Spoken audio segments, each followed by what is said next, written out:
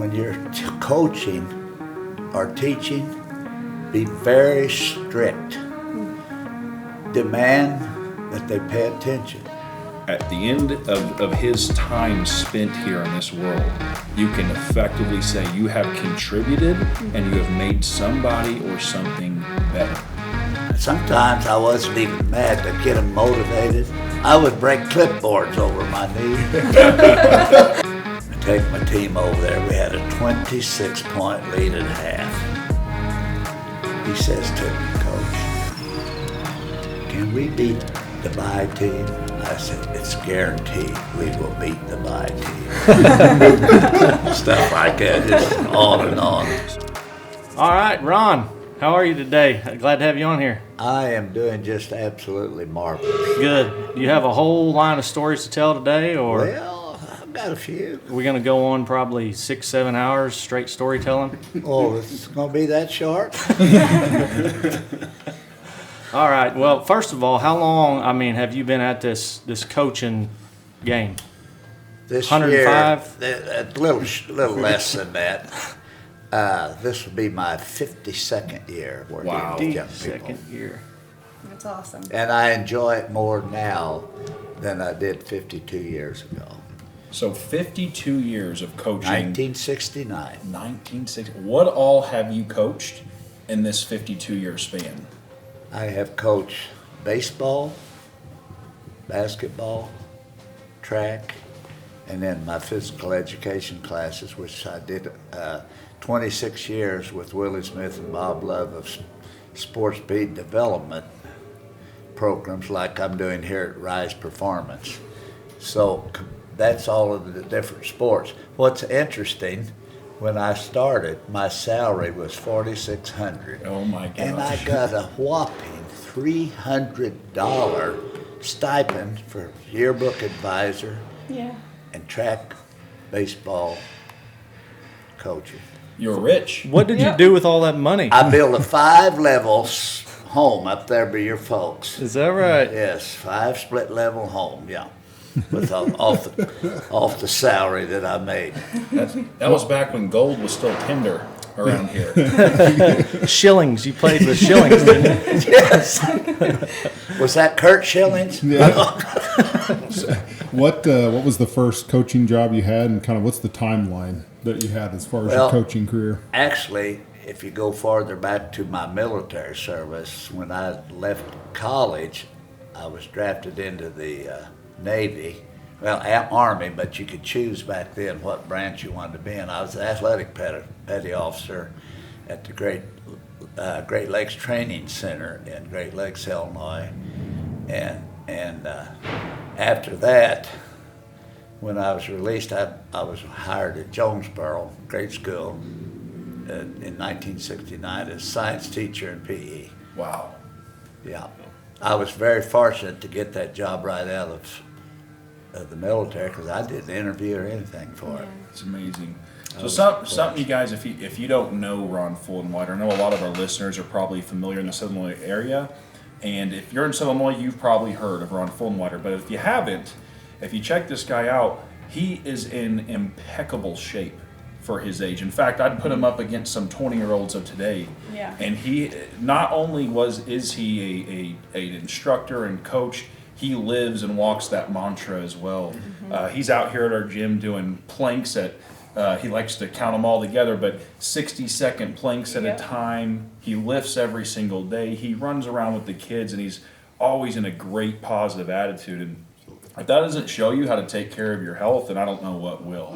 And very excited to have him on here today and just listen to some of his stories and the things that he's learned over the years. And you know, I tell a lot of younger people, if you want to learn how to do something right or how not to do something, why don't you ask the people that's done it? Yeah. You know, and right now, you guys should just listen in, and anything that he has to say, soak it in, because he's been there, he's done it. So as far as with your career and the time you've had, what coaching strategies have you found that work best or have been successful for you? And you know, maybe you can throw in a failure or two there, but kind of how has that developed through these years of coaching? Well, in my early career, the early 70s through all of the 70s, I attended a lot of sports clinics. 40 years ago, many of the coaches did medalist clinics, medalist programs. And I learned from people like John Wood and Bob Knight, all those people, what was important when you're coaching or teaching. Be very strict. Demand that they pay attention.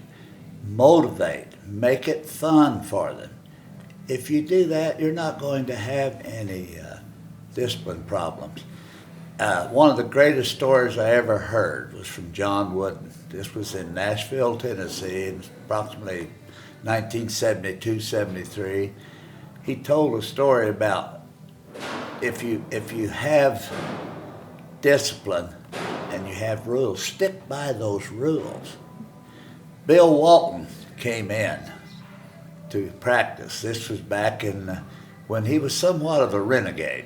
The L.A. riots and all that, he was right in there. Well, he comes into Coach Wooden's practice at UCLA, headband on, long hair, mustache, and Coach Wooden says to him, "Bill, haven't you forgotten something?"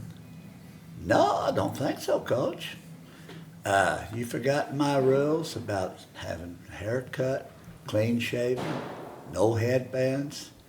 "Well, Coach Wooden, that won't make a bit of difference. I'll still be a good ball player. It won't make a bit of difference." He says, Coach Wooden says to Bill Walton, "Well, you know, I really appreciate someone that believes strongly in their beliefs, but we're sure going to miss you here at UCLA." Now, keep in mind, guys, Bill Walton was a 3-time All-American at that time. Now, that's not watering down your discipline. For sure. Not showing favoritism. Well, that same period of time, I was privileged to go to the Checker Dome in St. Louis and watch the Memphis State UCLA championship, national championship. Bill Walton made 21 out of 22 field goals. He missed one shot, and he made 2 free throws. He's 44 points, still a record in the championship game. Wow. So see how important discipline, when you have, if you're a young coach starting out, or a young teacher, if you don't have strength, if you're not strong that very first day you go into the classroom or on the court, it's always difficult to get that discipline back if you don't have to start out with. Destiny was in my PE class. My very first day, very first 5 minutes of PE, I had a young lady that was disrespectful. I said, "Out. Go to the office. You're done." And that girl got up, went to the office. And Destiny, did it make an impression on the rest of you? Yes, very much so. But that's what I'm talking about. I subbed at 3 different schools after I left the Laborers International. And at all 3 schools, the very first day, I kicked somebody out of class. But those people, later on in the year, became, good students. Yeah. The gal we're talking about was, Yep.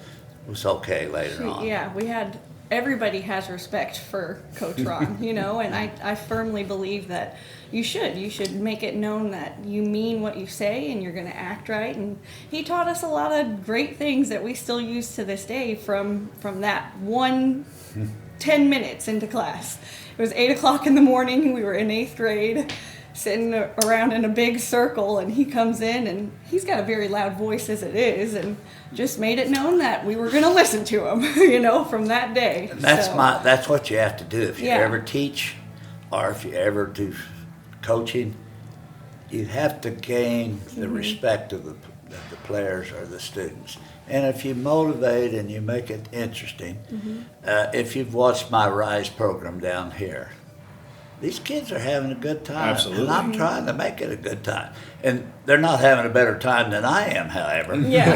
They're That's not. true. If you And have not, I get loud and I get excited. I even had Trump, Yeah. your little dog, barking dog. at me. I mean, in anything, a classroom setting, your PE class, it's natural for people to want to establish a pecking order. And I think that's important that right off the bat, you tell everybody or show everybody where you stand. You're top of the food chain, and that sticks. I mean, that's natural. Gotta let them know who's in charge. That's Yeah. right. Yeah. Simple as that. And you're not their friend. absolutely. Right. No, you're not their friend. In- John Roseman's book, Parenting by the Book, is the Holy Bible. He said, no means no. Yeah. And you're not entitled to a ribbon unless you earn it. I've said that. And you're not entitled to a trophy. You have to go out and work real hard for it. And an excuse is a cop-out. If you lose a ball game and you've got all kinds of excuses, you go back to practice and talk about excuses, you go back to practice and work harder. What do? Man, and how meaningful is that? That's those statements in today's age. Yeah, I was gonna- More important now than ever. Oh, for That's sure. exactly right. And well, like Destiny, for you, would you say that you ever had a doubt that Coach Ron loved you and cared for you Oh, as a no. coach? And see, and that's the thing. It's not like this is exclusive. You establish those boundaries so that you can again add value to these kids' lives because you've got this established. You lay Yeah. this out. Yeah. I always think of the coming like a lion, leave like a lamb. That kind of that mentality. Yeah. Yeah. Yeah, from day one, I mean, I owe all the credit to this man. Like, I remember in 8th grade, like, from day one, I was like, ooh, this guy means business. I'm just going to keep my mouth shut. I'll sit here with my legs crossed and say, yes, sir. But, I mean, he worked with me. Like, when the rest of my class was down on one side playing dodgeball, he was working on my ball handling with me, doing basketball drills. I mean, he devoted that time to me, not because he had to, it's because he wanted to. You know, he seen something within me, and he took every chance he could to make me better, and I appreciate that so much. So, And I'm very rewarded when I see you doing what you're doing here. yes. And Destiny is now a nationally qualified strongwoman competitor, That's amazing. nationally qualified power lifter. She's a stud, and she's getting up in the coaching game now. So this is Oh, a that's great great. opportunity. She gets to pass Yep. on some of these things that we've learned from Coach Ron over the years. And I'm still learning. Like, everything you're going to tell us today is very useful. So. I'm fairly certain that Ron, with 50 some odd years of coaching, to tell you he's still learning too. Yeah. I learned many, many things from the Destinies. I learned from my students. I learned from John Wooden, the coaches, all these coaches during the medalist. I listened and learned. I went to all of them for 10 years, Memphis, St. Louis, Nashville, Chicago, to learn. You have to be a student of the game. Right. And if you're not in it for pay. If you're in it for pay, find something else because you're not going to make a lot of money. Right. That's the $4,600. Yeah. Yeah. $300 How much? The rewards is not in the monetary part. Right. The rewards are seeing the destinies of the world. Doing well. The Matt Denny's, I'm using these names. Oh, yeah. Tim Denny's, all these people that I've coached to see how well they've done. You know, I just finished reading a book, and it talks about contribution. And, you know, I've been around enough people to see. I've seen some very rich people in my life, and I've seen some rich people that no one cared about that left no legacy or anything. I've seen great people like Coach Ron, and if he was a millionaire or broke, at the end of his time spent here in this world, you can effectively say you have contributed and you have made somebody or something better. Yeah. And that's where it's at. I mean, if you want to talk about living a happy life or doing the right stuff, man, contribute, leave something behind, and have passion for it.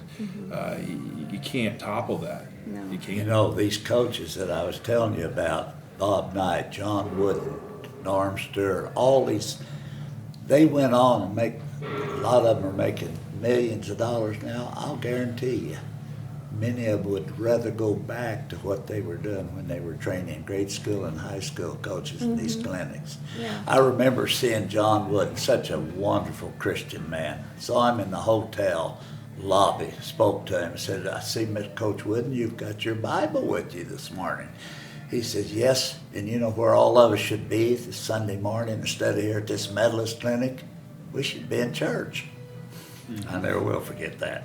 That's the only time I ever got to speak to the man. So with again, with all your stories and kind of moving a different direction, the humor obviously you get with dealing with kids. I mean, I've got 3 kids right now. It's every single day they're saying something, and so with 52 years of coaching and seeing children since what were Adam's son's name, Cain and Abel and Seth. I mean, seeing kids since that time on. Thank you. So, but what stories, what funny stories would you share? Some that really stand out. I know I've read some of your books, which by the way, Coach Ron has written how many books now? This 4? 5th one's coming out. We'll be having the book signing right here at Rise Performance. Yep. But what stories kind of stand out to you that you'd like to share with us today? Well, one deals with Matt Denny and Tim Denny. All right, I had a habit at halftime, not often, but sometimes I wasn't even mad to get them motivated. I would break clipboards over my knee. Show of force. To get their attention. And here's what happened. Tim was the younger of the 2. He's in the 6th grade game. We're at Jonesboro. I break this clipboard too. Matt Denny picks up the metal end of it, runs out into the Jonesboro and Lick Creek, or Jonesboro and Anna crowd. I was coaching at Anna, and shows everybody, look, it's salt's left of the clipboard. No. Yeah, he did. Yeah. And another time I was coaching him, and I said, I was mad. I said, you guys are letting them intimidate you. They're intimidating you. And I think they knew what I was talking about. But Matt goes home and asks his dad, what does intimidate mean? But the funniest one ever, Vienna, grade school, Ross Hill's the grade school coach. I take my team over there. We had a 26-point lead at half. Well, the boys were, we're doing great. I got mad. I said, you guys aren't playing like I've taught you to play. And I'm chewing on them. And my manager, Jerry, I won't say his last name, he's in there. And there was a grill in the locker room that this noise would come through. This little cheerleader goes, while I'm chewing on my team, little cheerleader says, Jerry! Oh, Jerry, are you in there? And I kicked that medicine kid all the way across the room. Jerry's already embarrassed. He's down on his hands and knees. He's picking all the stuff up. And I wanted to bust out laughing, but I couldn't. Right. But he had been flirting with one of the cheerleaders and right in the middle of me chewing on him. But everyone said, we had a 26-point lead. It's not about the lead. It's the way you play the game. Right. But that was a funny story. I had a little boy in the upper hall of Jonesboro Grade School. I had the parents up on the wall. We had a bye. We drew a bye. He says to me, Coach, can we beat the bye team? I said, it's guaranteed we will beat the bye team. Stuff like that, just on and on. So going back to coaching in the 70s, 80s, 90s, and now you're in the 2000s and everything else. What are some of the major differences you've seen throughout those years, and what stands out to you as far as like what happened back then versus now, and what's better, what's worse, things that are, just kind of contrast the two from today's age to where you were coaching 30 years ago? Well, going back 50, I had a little Saturday morning program, Jonesboro Grade School. We had about 60 kids in it. Mm-hmm. We started the Saturday morning program at 10. I go down to school wintertime. It was from November to about March. Kids are lined up, the old school, out all the way out. I said, why are you kids coming down here so early? Well, the first one that hangs on to the door gets the newest ball. Down. Oh. All 60 of them stayed, played.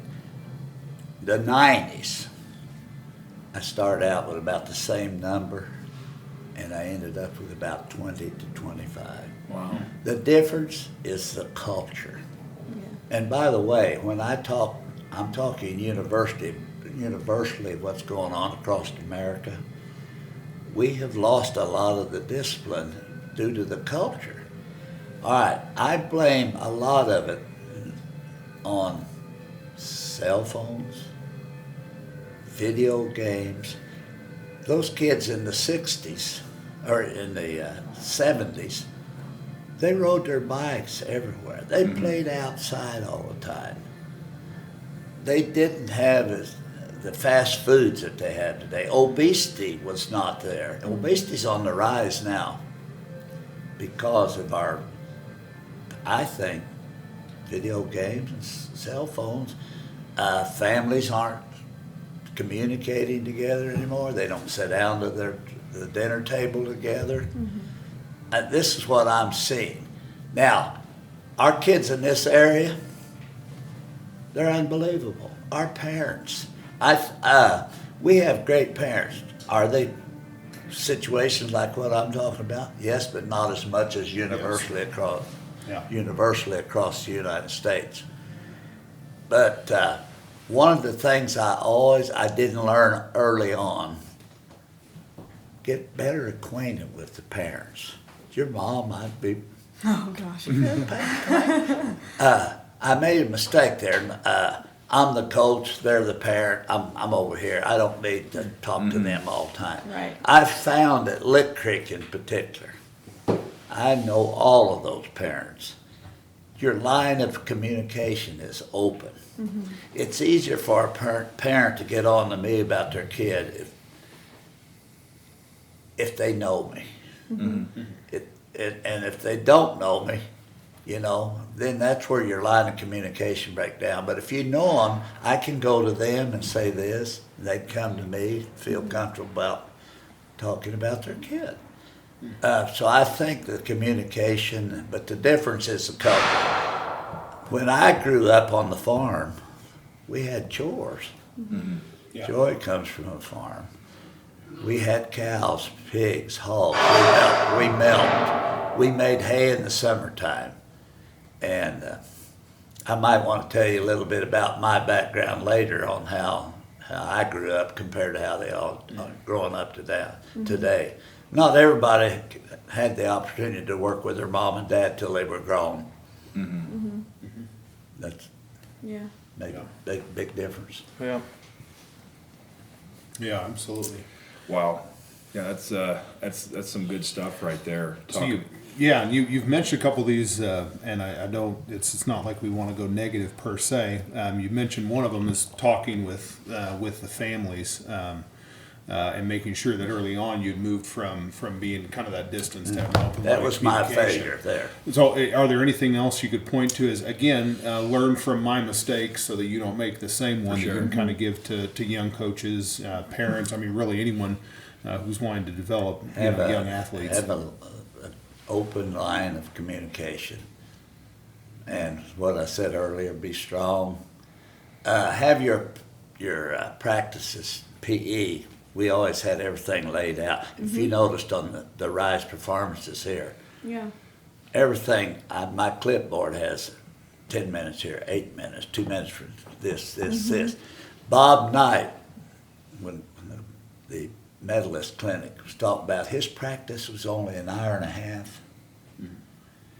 Because you goof off and waste a lot of time. I see lots of coaches or hear stories where the kids are sitting in the younger kids are sitting up in the bleachers. The older kids are down here, but they spend way too much time on one drill, and then the practice is over before they get to the other drill. So John Wooden had everything laid out. So I try to get everything laid out, 10 minutes for this, so that you don't burn time. Yeah. But Bob Knight's practice was only an hour and a half. He says the reason you don't go beyond an hour and a half, of course, his practices were probably very, Oh yeah. very strong, hard practices. Fatigue sets in. After fatigue sets in, then you don't get a whole lot accomplished. Yeah. I know coaches spend 3 hours in a practice. Well, if your mind's not there, your body's not going to be Not there. going to be there. And Absolutely. mistakes follow, tempers rise. I should probably follow that advice and keep my sermons under an hour and a half. This has been very helpful. Thank you, Ron. Thank you. Oh, God. Well, I think it comes. I believe this is actually a John Wooden quote. If what is it? Failure to prepare is preparing to fail. Yeah. And I think a lot of coaches or leaders in particular, instead of taking the time to really think, be thoughtful and care and put things in advance and think it out, instead they just take them to practice, ride their butt for a little bit, then kind of wing everything, so to speak. And they act like, well, we're practicing 3 hours, but it was inefficient, right? So that's some good stuff. That helps me as a strength coach right there too. So when Yeah, I think you about don't- sessions, I want to keep things in an hour and a half to an hour. First of all, you don't have time to waste. Absolutely. You got so many people coming in here now. It's amazing. Yeah. You got to, yeah. Benny Purcell, the Always, the old coaches are gone. But I'll tell you a story on Benny Purcell. We lost to Pinckneyville by 35 points. Pinckneyville was a better team. This is my senior year. What do you think Purcell told us to do after the game was over? Go downstairs, get into your practice equipment. 9:30 at night, we practiced till 10:30. My mom and dad sat on the top row of the gym at Union Hall, AJ. Never said a word. Wow. We learned a lesson. They were a better team, but we stunk up the place. That was the old school coach. Yeah. Al Way, you know, you played for I him. was fortunate enough to play for LA. Oh my, a legend. Absolutely. Mike Rude that I got to coach with Rude. and play with. I got to see those two guys at Vienna football practice together working. If that wasn't the funniest thing I had ever Fighting with seen each in other. my life. Let's see, did Way have the offense and Rude had the defense? And they would get on to each other. What was that? What kind of two legends? Straight T. Galway ran the same Yeah. offense built in the I think from Yeah. the movie The Express, 1910. It was the old-fashioned straight T. He ran that sucker with about 10 plays until the day he retired, and it worked. You know, he did exactly what you said. Alway was a hard man. Never gave compliments, but he had clear expectations, and he said he was hard on everybody equally. Everyone was in the same playing field, but when you did well, you knew it. Whether it be a wink or you know a joke. I love Dawson's story. He ran 5 touchdowns. Was it 5? 5 touchdowns. And he messed up one play. And what's he get on to you about? I missed a block. Missed the block instead of I'd 6 and then he winked at him. And that, but I worked harder for that guy than probably any other coach because, like you said, and you can even take this farther than just coaching, any leadership role. I've worked the construction industry. Dustin's been there too. Same it's a very, thing. very militant. Very, you know, there's leaders. There's not. If you are over a bunch of people, you know. I work for a project manager that's known as one of the best project managers in all of General Motors Company that builds all their plants, and he's world known. He's amazing. Yeah. Same mentality as you got. He came in on day one and said, first day, What we're gonna do. and he was very much into safety and health. That's what, like, he was very much into doing things correct and do it right. And he'd come in and say, "I'm going to fire someone the first day." I'm like, "Dang, wow, that's someone's livelihood right there." We're doing. He goes, "Just wait." And he did, and I tutored underneath him. He came in day one. He asked the guy, he put on your safety glasses. He didn't have them on, and the guy kind of gave a smart aleck remark, kind of joking around. He said, "Get out." He made an example of this man in front of all the other men, and his name was Scott DeRue, 6'7", about 300 pounds, and he was. Well, you would listen to him. Absolutely, he's from the Navy. He used intimidation, but by month 2. Those men would do anything for him. I mean, anything, and he treated them right. They knew. I'll tell you why coaches don't do that today. To lead that way is hard. Yes. One, it starts, like you said, you have to care. You have to have passion for what you're doing, And if you think you're to work a 9 to 5 or an 8 to 4 doing that, you might as well get out of it. And if It's you all got in. one person not doing their job, it affects the whole. Absolutely. Now, kids, Destiny knows this also. Kids don't care how much you know. They want to know how much you care. I was waiting for you to say And that. it shows. And you Yeah. don't fool kids. You don't fool athletes. You don't fool We know. them. They know if you're there for the money or if you're there for the kids. Or if Right. you're burnt out. I've Yeah. played nothing multiple worse college than a sports. burnout teacher or I coach. played for I was always notorious for being a very coachable kid. I was usually a good team player, never the best on the team, but I was very coachable. And usually coaches liked me. I played for one that was not, and man, I turned into a person I didn't want to be because I didn't respect the guy and I saw the way he treated it, and I wanted to. Oh, it just drove me a nuts. tyrant. He was, and I saw that, and even from that I learned. And now as a coach, I try to always put some heart and soul in everything that I do. So that was in itself, even through those hard times, you learn from those mistakes. You learn from those bad Absolutely. coaches. So learning points again, Ron. We talked about this, mistakes, things that we made. What is the, if you had said, I mean, you talked about your biggest failure, or one of your biggest failures, like not creating that relationship with a parent. Is there anything else that you've learned from the hard way that you can maybe give some insight to us young coaches or us young people out there, those aspiring to be a coach? You could say, man, I learned this the hard way. Don't do this, or do it this way. Maybe early on not doing enough praise. You know, you got to be careful. If you have a negative against a player, you better have two positives to reinforce it. For sure. Or put your arm around them, let them know how proud you are. I have always done that, but then I've done it more now than I did 50 years ago. Because I'm new, I'm out of the service, I had a lot of learning to do. Even though we had a lot of discipline at Great Lakes when I was athletic petty officer, still different. You gotta let them know that you care, why you're there. Sound like my dad. When I listened to my dad's old college, he coached college baseball for about 20 years, and when we I run into remember that. when we run into his old players, they're like, "Are you the same Coach Montfort?" And apparently, he was a tyrant back in the day. I've heard just that. rough. And if you saw him now, he's the softest man, and the sweat. He's so good with kids, and He is. Come in like a lion, leave like a lion. Yeah, I love to watch him in here with these kids. he wasn't that way. Even when I was a kid, he was pretty rough. So it's fun to see that grace that he's learned as he's gotten a little bit older. And it's I know Paul and I enjoyed working with you, For sure. Mom and Dad. We had some good times.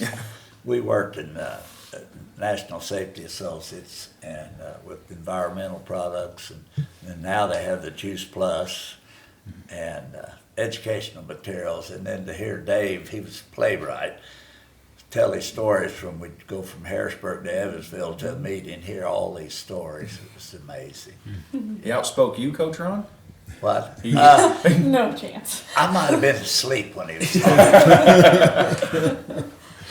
All right, so talking about health for a second.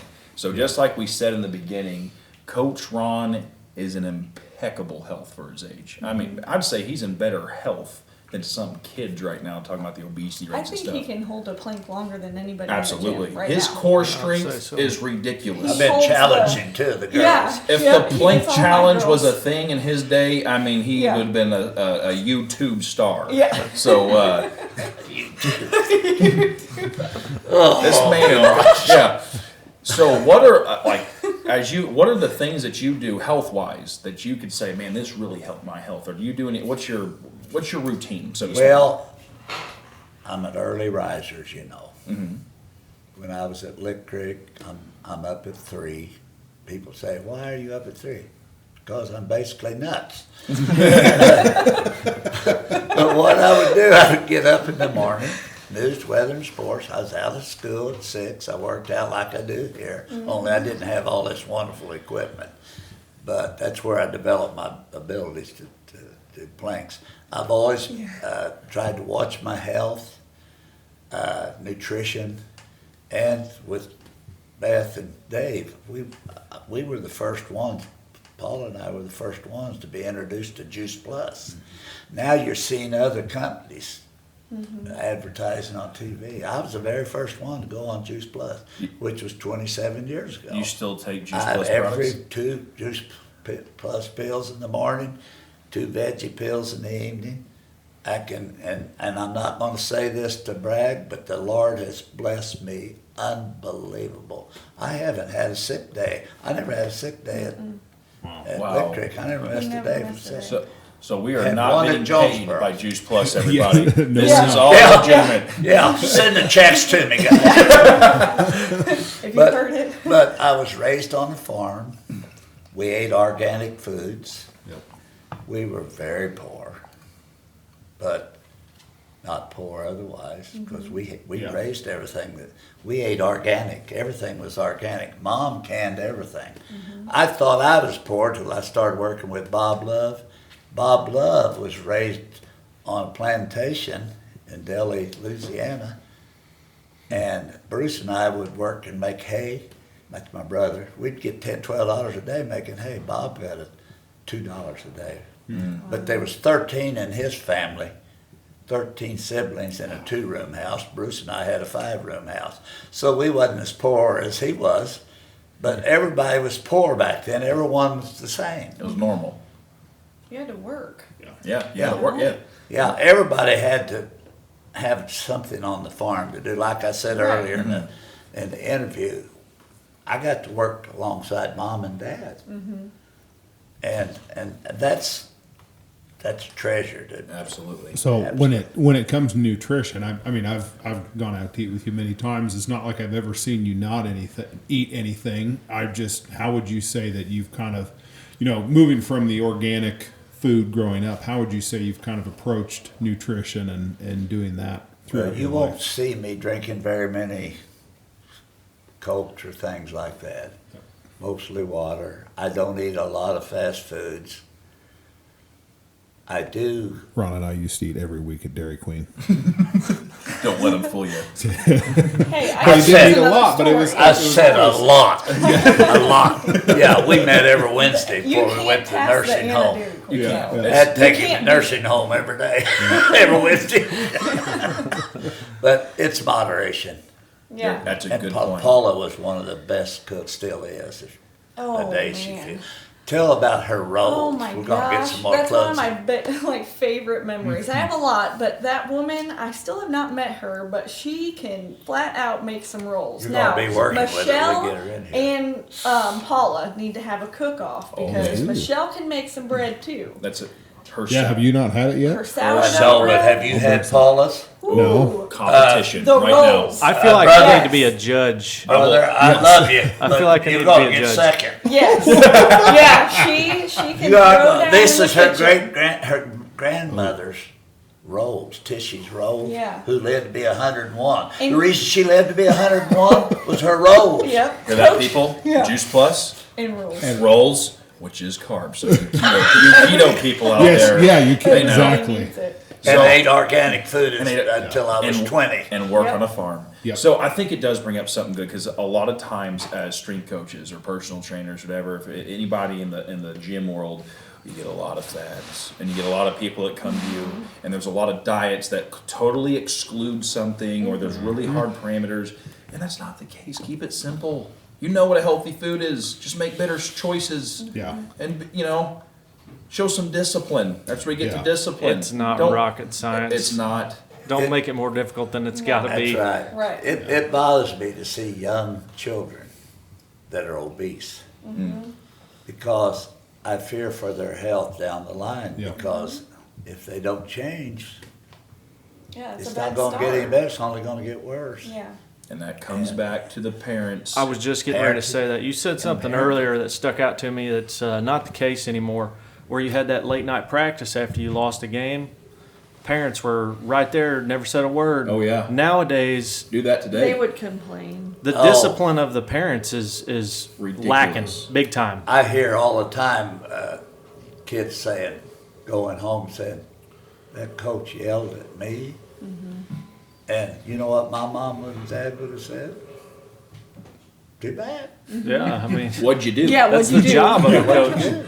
And you weren't allowed to quit. If I started something, Yeah.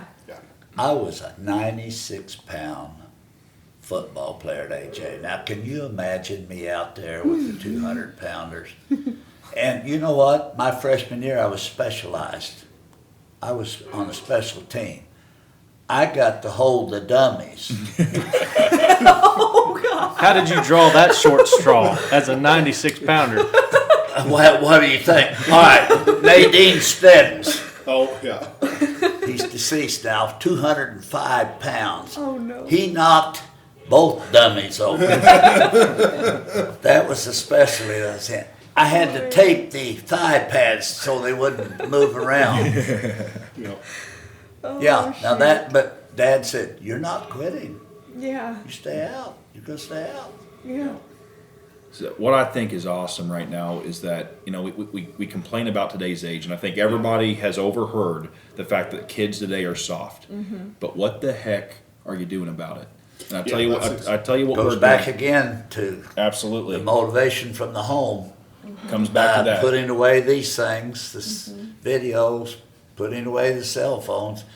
I tell you, at Lick Creek, it drove me nuts. I'd walk into the lunchroom and 5, 6 of the kids are sitting in there, each one of them on their cell phones instead of talking to one another. Yeah.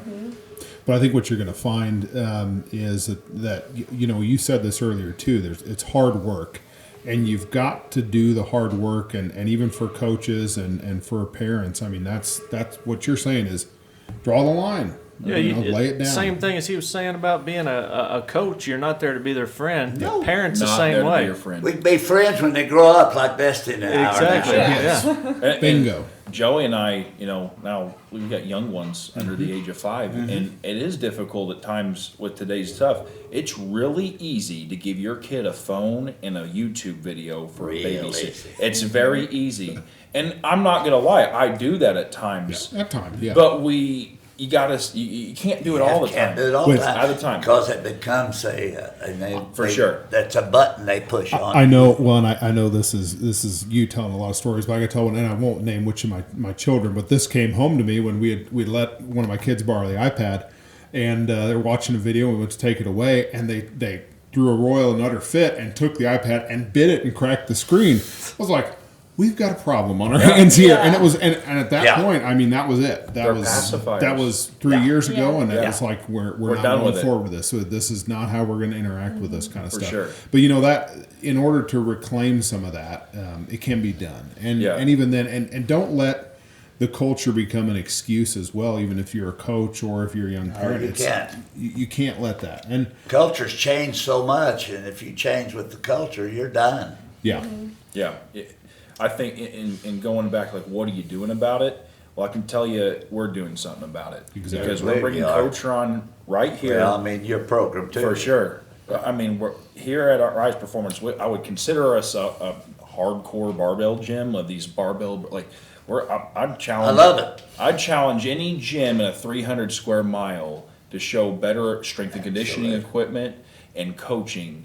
I'll compete with you Yeah. right here. Let's throw it on the table. I agree with you. At the I've same watched it. time, we allow kids, we Yes. allow families to come in because I want the kids to be around this in this environment to understand what work is, and we're embracing Coach Ron's philosophy with our PE class. And guess what? If he has to get on to a kid and yell at him, a parent gets on him, we'll kick your butt out. We're not the public Absolutely. school now. This is privately owned, and we're going to start our best all the time to instill some of those values and kind of try to make a difference. Well, At that least in our situation I community. told you about where I had 60 kids lined up 30 minutes early, then 20 years later, 25 or 30 of them are gone. They thought it was a babysitting service. They drop them off. They found out it was hard work, running, all that, and they dropped out. Yeah. They didn't drop out 40, 50 years ago. Guess what happened today, Coach Ron? Luke Schlinker, right? I love Luke. Love that Schlinker. little kid. Love his dad. Too. Love He's that hilarious. boy. Shout out to Josh. He's a funny guy. Talks a lot of trash. He smiles when he does it. That's what it Yeah. takes Just to like his survive dad. around He's here. got that It's just like his great. dad. Yeah. Luke came up to me as soon as he was done with your club. You know what he asked me? He goes, can you show me how to lift some weights? Isn't that? Because he saw it. You're- All he did. Right. You're a product of your environment, You are a and product. these kids see Absolutely. what's going on around here, Absolutely. and they're picking up on it So- naturally. And not only what you're doing physically with all, I said this to you the other day, all of you, the camaraderie, Yes. the interaction of everybody doing the same thing and visiting, and it's unbelievable. It comes down to, I think we even had a conversation here one night about, had a bunch of younger people in here, and we were complaining about the government, complaining about things the way are they this day, and someone raised the question, what are you doing about it? And if you want to fix something, you start with your local community. We cannot change the world, but we can change our community one person at a time. There's a guy I follow lately. He's been saying county before country. For sure. And I love that Yeah. phrase because he's like take care true. of where you're Right. at and focus on that. Not to say that again there's anything against being American and this guy's patriotic, absolutely, but take care of Well, where you are. Absolutely. When I'm in here, I don't think about the world. No. Yeah. No, Nothing not at else all. matters. This is my little home right here. Yeah, this Away is from this home. is its own community For for sure. sure. It's community. Yes. You know, you hear people, they talk about the Trump administration, on the Biden. You hear a lot of this.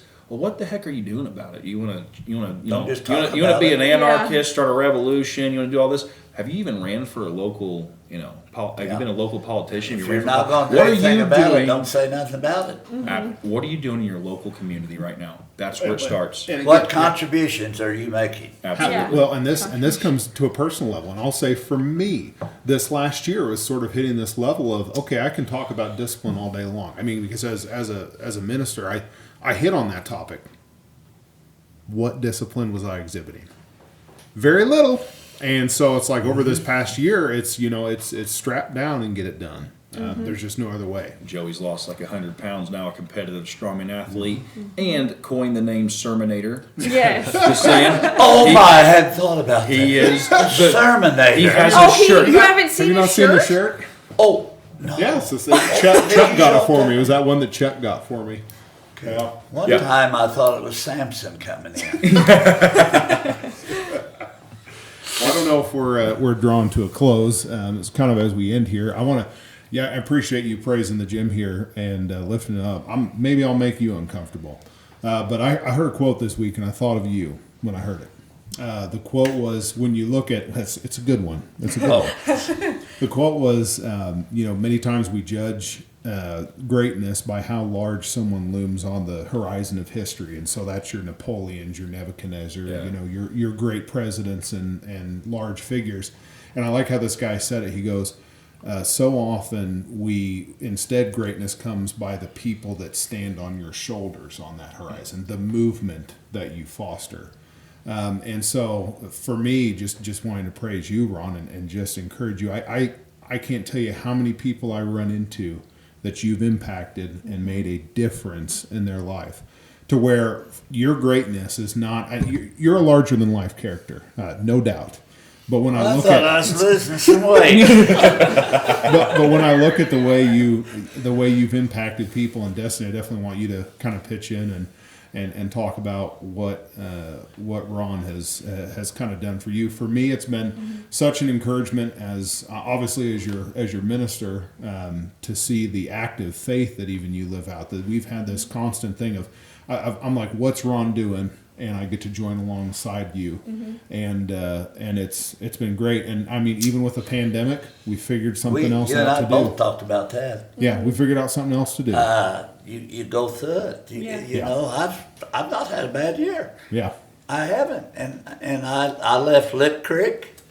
Yep. I'm fine. Yep. I'm working with my kids again. Most of the kids I had at Lick Creek.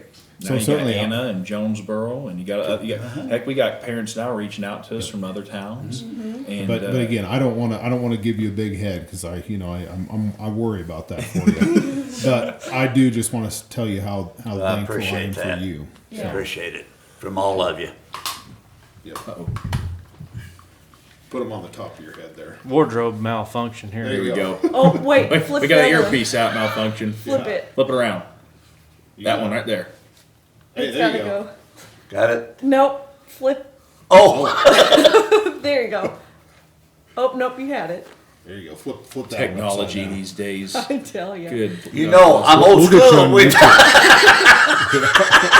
There we go. I'm old school, I told you. You know, I was talking about, what was it, podcast? I said, we used to throw a lot of pods on the farm, those little soybean pods. We cast them everywhere. Podcast in the 1940s. Yeah. Yes. Right, yeah. Yeah. The It's word changed a has little bit changed. nowadays. Doesn't have anything to do with soybeans, but. No. All right, I think that was a pretty good talk. Beautiful. We're running on about an hour here. I know Joey's got a wild game feed to go to. Oh, I'm going with him. Yeah. I don't blame you a bit. What'd you cook up? Did you cook anything up?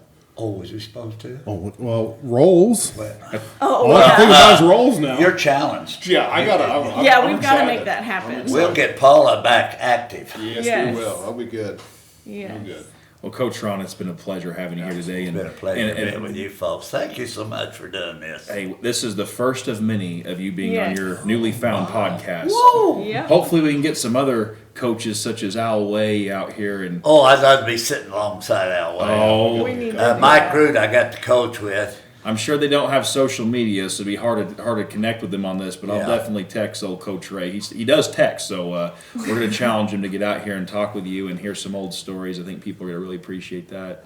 I know I do, Yep. for I sure. tell you, we've got a lot more. Good. That way we can have more podcasts. Yes. We got to save some. We Save need some all stories. the content. Yeah.